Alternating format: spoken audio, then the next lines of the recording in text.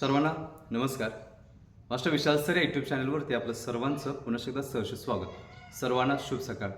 तर Maharashtra police भरतीमधील CP मुंबईची police भरतीतली जे की लेखी परीक्षा आहे ती उद्या 12 एप्रिल रोजी सकाळी 11 वाजता सुरू होते. दिवसभरात दोन जे घटकांच्या लेखी परीक्षा आहेत, एक घटक पुढे गेलेला आहे, सगळ्यांनाच माहीत असेल. त्याचबरोबर औद्योगिक डिस्ट्रिक्टची सुद्धा मी याच्या आधी पण सांगितलं होतं, ज्यावेळी मार्गदर्शन करत असताना 12 तारखेला उरलेल्या घटकांतील काही घटकांची लेखी परीक्षा होऊन जाणार आहे, जसं की बाकीचे जिल्हे आहेत तसे. सो अशा पद्धतीनं एकंदरीत ज्यांची उद्या लेखी परीक्षा आहे त्या सर्व आदरणीय विद्यार्थ्यांना माझ्याकडून, अपर्णा मॅडम आणि पूर्ण महाराष्ट्राकडून खूप खूप शुभेच्छा असतील. सो अतिशय महत्त्वाचा विषय आहे की भरतीला जात असताना किंवा पेपरला जात असताना शेवटच्या टप्प्यामध्ये काय करायचं, काय घेऊन जायचं आणि कशा पद्धतीनं पेपर सोडवायचं वगैरे वगैरे सगळ्या गोष्टी. थोडक्यात 5 मिनिटाचा व्हिडिओ असेल. आज हा CP मुंबईचा लेखी परीक्षेच्या अगोदरचा शेवटचा व्हिडिओ असेल. सो अतिशय महत्त्वाचं मार्गदर्शन भरती पडायच्या अगोदर 3 महिने आणि आत्ता ह्या शेवटच्या लेखीपर्यंतचं तर मार्गदर्शन तुमच्यापर्यंत जेवढे काही डेट्स दिलेले होते, जेवढे काही अपडेट्स दिलेले होते ते त्याच पद्धतीनं तुमच्यासमोर असलेलं दिसून येतं. सो अतिशय महत्त्वाचा व्हिडिओ आहे. व्हिडिओ शॉर्ट बघायला विसरू नका आणि त्याच पद्धतीनं आपल्या चॅनलवर नवीन असाल तर चॅनल मात्र सबस्क्राईब करून घ्या आणि टेलिग्राम चॅनलची लिंक सुद्धा या व्हिडिओच्या खाली डिस्क्रिप्शन बॉक्समध्ये दिलेली आहे. ते जाऊन तुम्ही टेलिग्राम चॅनल जॉईन करून घ्यायचं आहे.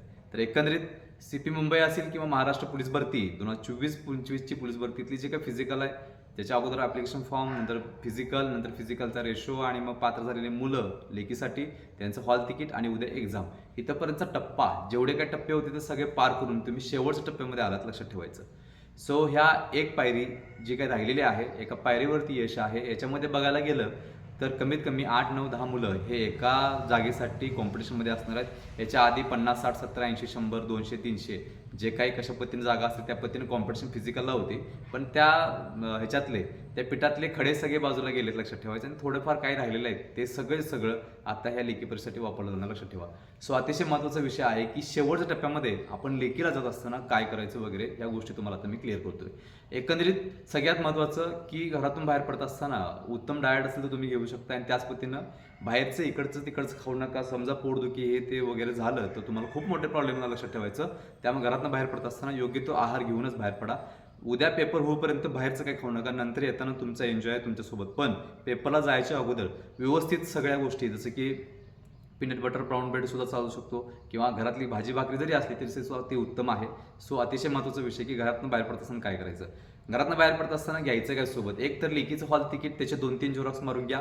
त्याच पद्धतीनं फोटो वगैरे घ्या 2-3. त्याच पद्धतीनं फिजिकलचं जे हॉल तिकीट आहे ते सुद्धा सोबत घ्या. त्याच पद्धतीनं ॲप्लिकेशन फॉर्म सुद्धा सोबत ठेवा आणि मग इतर ओरिजिनल डॉक्युमेंट, मूळ कागदपत्र जे आयडेंटिटी म्हणून वापर होणार आहे, जसं की आधार कार्ड असेल तर ॲप्लिकेशन फॉर्मवरचा डेट ऑफ बर्थ आणि इकडं आधार कार्डवरची डेट ऑफ बर्थ ही सेम पाहिजे, लक्षात ठेवायचे. असे असणारेच डॉक्युमेंट तुम्ही सोबत घेऊन जायचं आहे. 1-2 डॉक्युमेंट घेऊन जावा, सगळी फाईल घेऊन जाऊ नका. सोबत कोण असेल डझंट मॅटर, पण जर सोबत कोण नसेल, एकटा जात असेल तर ढीगभर साहित्य, ढीगभर पैसे घेऊन जाऊ नको. कारण की ह्याच्यामध्ये काही चोर पण आहेत, लक्षात ठेवायचं, जे पोलीस भरतीच्या अगोदरच, पोलीस व्हायच्या अगोदरच अंगावरती चोरी करून रिकामे होतात.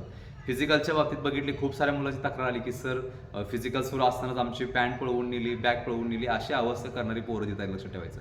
सो हे धंदे करायचं बंद करा बाबांनो. इथंपर्यंत येत असताना काय ठेचा लागतात आणि त्या बाबांना काय कष्ट करून तिथं पाठवलेलं असते त्या पोरांना आणि पोरांचा काय कष्ट असतोय हे आमचं आम्हाला माहिती आहे. त्यामुळे ही जे असली आहेत कोणी कोण त्यांना एक विनंती करतो की तुम्ही त्या लायकीच नाही आहे, तुम्ही यायचा प्रयत्न करू नका. दुसरी गोष्ट, हे झालं घरातून बाहेर पडत असताना काय घ्यायचं आणि कसं घ्यायचं. त्याच पद्धतीनं जे काय हॉल तिकीट आहे लेखीचं ते तुम्ही 4-5 प्रिंटा मारून घ्या आणि वेगळ्या पद्धतीनं आत्ताच ठेवून घ्या. कारण की निवड होईपर्यंत तुम्हाला हे हॉल तिकीट द्यावं लागतं. भविष्यात तुम्हाला ज्यावेळी हे असतात इतर ज्या काही गोष्टी असतात ऑफिशियल, त्यावेळी सुद्धा तुम्हाला मागू शकतात किंवा तुमच्या अगेन्स्ट एखादा मॅटमध्ये गेला किंवा कोर्टात गेला तर तुम्हाला हे सुद्धा दाखवावं लागतं, लक्षात ठेवा. त्यामुळं पेपर झालाय, सिलेक्शन झाले म्हणून टाकून दिले असं कोणत्याही पद्धतीने बिहेव करू नका, लक्षात ठेवा. कोणत्याही टप्प्यावरती कोणताही कागद तुम्हाला मागू शकतात तर तुम्हाला तो हजर करावा लागेल. एक्झाम संपली की तो रिजनरेट होत नाही, लक्षात ठेवायचं. ऑफिशियल सगळा डाटा हा क्लिअर होऊन जातोय. त्यामुळे तुम्हाला कोणीही मदत करणार नाही. शेवटी डोळ्यात पाणी भरून डिस्क्वालिफाय झालेली मुलं मुली 2019 पासून ते आजपर्यंत बघू देतोय, लक्षात ठेवायचं. त्यामुळे जे काय महत्त्वाचं आहे ते तुमच्यापर्यंत क्लिअर केलंय की एक्झामला जाताना काय घेऊन जायचं, ह्या सगळ्या गोष्टी मगापासून सांगितलेल्या आहे, त्या गोष्टी तुम्ही फॉलो करायच्यात. त्याच पद्धतीनं शेवटचा टप्पा आहे. आजचा एकच दिवस आहे. आज काही लोक निघले असतील, संध्याकाळी निघतील. जाताना प्रवास हा सोपा करा, अजिबात गडबड करू नका, थोडं थांबा. 11 वाजता रिपोर्टिंग आहे, काय विषय नाही, 9:30 पर्यंतच पोहोचतं चालतंय. त्यांच्या सर्वसाधारण सूचना ज्या आहेत, ज्या की हॉल तिकीटच्या खाली दिल्या 12:13 त्या पूर्णपणे वाचून घ्या. गडबड करू नका. कमीत कमी 1.5 तास अगोदर पोहोचा सेंटरवरती. पोहोचल्यानंतर गडबड काय करू नका. आज जात असताना भीती तेवढी बाळगू नका, नाहीतर लय मोठा प्रॉब्लेम लक्षात ठेवायचं. इथंपर्यंत धाडसानं आलायस, आत्ता सुद्धा धाडसानं जा आणि ह्यामध्ये जो माइंडसेट क्लिअर करून जो लढा देतोय तो जिंकतोय. बाकीचे 8-9 जण जे घाबरून वगैरे झालेले असतात त्यांना येत असतं, पण काही गोष्टी आहेत त्यांना तो घाबरून तो आधीच बाहेर पडतो, लक्षात ठेवायचं. सो 2 मार्कांनी वेटिंगला, 1 मार्कांनी वेटिंगला असं मेसेज मला भविष्यात यायला नको म्हणून सांगतोय की जेवढे काही आपले यूट्यूबचे फॉलोअर्स आहेत, जवळजवळ 40,000 प्लस होऊन गेलेले आहेत, त्या सर्व आदरणीय विद्यार्थ्यांना विनंती करतोय की लढाई अस्तित्वाची, लक्षात ठेवायचं. काय पण करून हे जिंकायचं आहे, लक्षात ठेवायचं जग. समस्या काय म्हणतोय? सो अशा पद्धतीनं बाहेर पडल्यापासून ट्रेनमध्ये किंवा प्रवासामध्ये योग्य त्या पद्धतीने खबरदारी घ्या. अजिबात गडबड करून ॲक्सिडंट हे ते असं वाईट काही घटना घडायला नको, एवढं लक्षात ठेवायचं. त्यामुळे प्रत्येकानं आपली आपली काळजी घ्यायची आहे. सो आतमध्ये गेल्यानंतर तुमचं चेकिंग वगैरे होईल वगैरे सगळ्या गोष्टी आहेत. इतर चुकीच्या मार्गाने काय प्रयत्न करू नका, नसेल तर तुमच्यावरती कारवाई होऊ शकते, कॉपी केस होऊ शकतात, बाकी सगळ्या गोष्टी आहेत. सो तुम्हाला सगळ्या गोष्टी माहीत आहेत कारण तुम्ही वयानं मोठे आहात. ह्या सगळ्या बेसिक गोष्टी आहेत. आतमध्ये गेल्यानंतर जे काही ओएमआर शीट असेल ती ओएमआर शीट चेक करून घ्या. ते सगळे गोल प्रॉपर आहेत का बघा. त्याच्यावरती जे काही वरचा जो काही ऑपरेशनल डाटा आपल्याला भरायचा आहे तो सुद्धा क्लिअर आहे का बघा.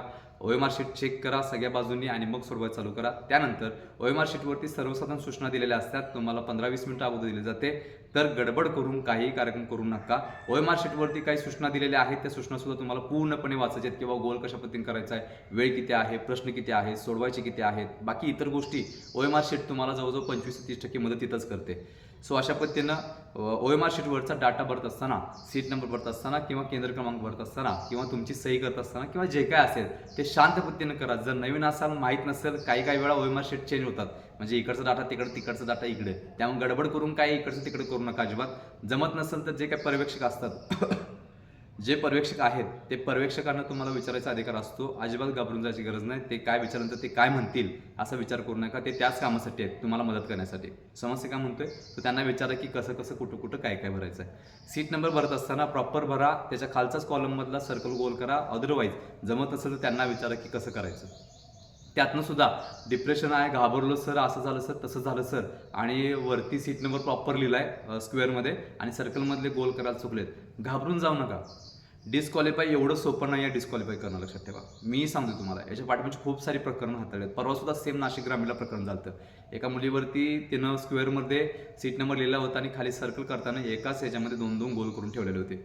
घाबरायची गरज नाही. ॲप्लिकेशन फॉर्म एक तयार केला मी स्वतः, इथनं पाठवला, प्रिंट मारली, जमा केला, फायनल लिस्टला मुलगी आली, 132 स्कोर झालेला. विषय तो नाही, जिंकता कसं पण येते. फक्त डिप्रेशनमध्ये असतात, भीती सगळ्यांनाच असते पेपर सोडत असताना. कोणीही म्हणजे टेन्शन घेऊ नका. जर पेपरला ओएमआर शीटवरती काही डाटा चुकला तर टेन्शन घेऊ नका. तुम्हाला जास्त करून डिस्क्वालिफाय कोण करू शकत नाहीत.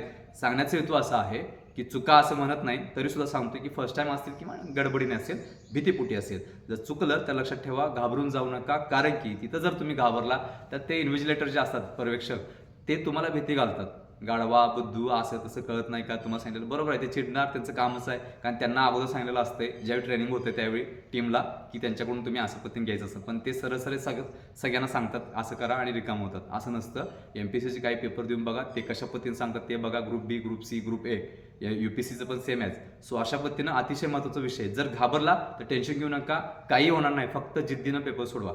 अजिबात कशालाही कशा पद्धतीनं घाबरू नका, लक्षात ठेवायचं. आता येतो पेपर कसा सोडवायचा. आपल्याकडे 90 मिनिटं वेळ, 100 प्रश्न आहेत 100 गुणांसाठी. निगेटिव्ह मार्किंग नाही आहे, त्यामुळे सर्व मुलांना सांगतोय की सगळेचे सगळे प्रश्न गोल करून यायचे आहेत. भले काही होऊ दे, चुकू द्यात किंवा काय, पण सोडलाच तर मार्क जाणार आहेत. गिरवून मार्क जाऊ द्यात, गोल करून मार्क जाऊ द्यात, पण सोडून मार्क घालू नकोस, लक्षात ठेवायचं.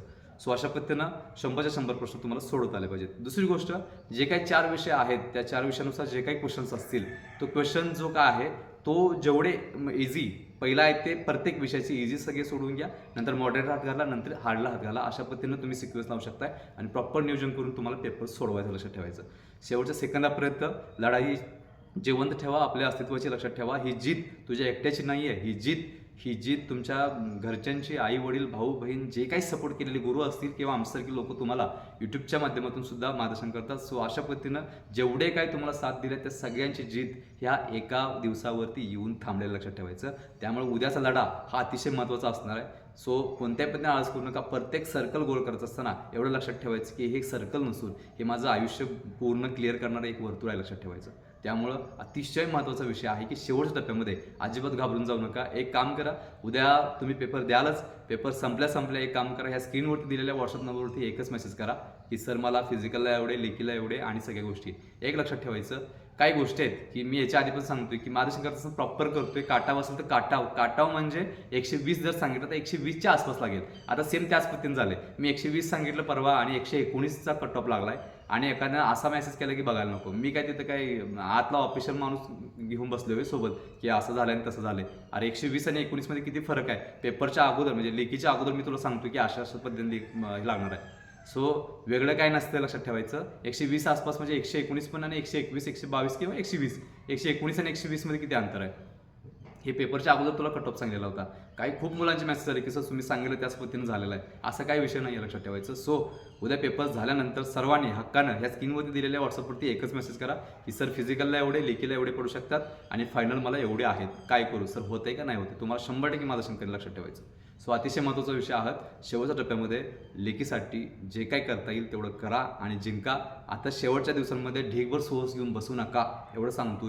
नाहीतर 8-9 पुस्तक घेऊन बसलाय आणि बघतोय तर काय विषय नाही, डोक्याला टेन्शन आलंय, अजून खूप व्हायचं आहे आणि एवढं व्हायचं आहे तेवढं व्हायचं आहे. काही नाही, ते ठेवून टाक, अभ्यास नको करू शेवटच्या दिवसामध्ये.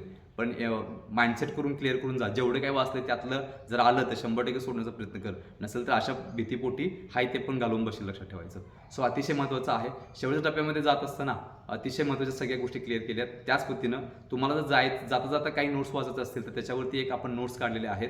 जवळजवळ 15,000 प्रश्नसंच PDF आहे मुंबई स्पेशलवरती. सगळे विषय क्लिअर केलेले आहेत. त्यामध्ये Marathi grammar, maths, reasoning, GK असेल, पोलीस प्रशासन असेल, तांत्रिक प्रश्न असतील, पाठिंब्याच्या सगळ्या जे काही आहेत पेपर ते सोडवून दिलेले आहेत. अतिसंभव प्रश्न सुद्धा दिलेले आहेत. सो हे सगळं जाता तुम्ही बघू शकताय. वरच्यावर नोट्स आपल्या आहेत त्या रेफर करू शकताय. जवळजवळ 2100+ पानांची PDF आहे. तुम्हाला जेवढं पाहिजे तेवढं तुम्ही वरच्यावर बघू शकताय. सो ती जर PDF हवी असेल तर त्या PDFचा रेट आहे 399 रुपये. आजच्या दिवसापर्यंत तुम्हाला आजच्या दिवस फक्त 299 रुपयाला तुम्हाला PDF देणार आहे. फक्त आणि फक्त 299ला PDF देणार आहे. ज्याला हवी असेल त्यांनी पटकन ह्या स्क्रीनवरती दिलेल्या व्हॉट्सअप नंबरवरती एकच मेसेज करा. 5 मिनिटांमध्ये तुमच्या व्हॉट्सअपवरती जे काही PDF आहे ते पोस्ट होऊन जाणार आहे. सो अतिशय महत्त्वाचा विषय, शेवटच्या टप्प्यामध्ये जात असताना काय करायचं, कसं करायचं, घाबरू तेवढं नका, लक्षात ठेवायचं. एका दिवसावरती यश येऊन ठेपलेलं आहे. सो लवकर आम्हालाही तुम्हाला वर्दीत बघायचं आहे, आम्हालाही तुमच्या संघर्षाचा अंत झालेला बघायचा आहे. सो अतिशय महत्त्वाचा विषय आहे. शेवटचा दिवस, फायनली काय पण करा पण हे युद्ध 100% तुमच्या नावावरती जिंकलं म्हणूनच रेकॉर्ड झालं पाहिजे, लक्षात ठेवा. सो अतिशय महत्त्वाचा विषय. मार्गदर्शन आवडला असेल तर नक्कीच आपल्या चॅनलला सबस्क्राईब करून घ्या, टेलिग्राम चॅनल जॉईन करून घ्या. शेवटी सर्व आदरणीय विद्यार्थ्यांना, पालकांना या मुंबई पोलीसच्या लेखी परीक्षेसाठी आणि त्याच पद्धतीने इतर घटकातील ज्या लेखी परीक्षा आहेत त्यांना सुद्धा शुभेच्छा देतोय आणि मी तर सांगतोय. तोपर्यंत धन्यवाद.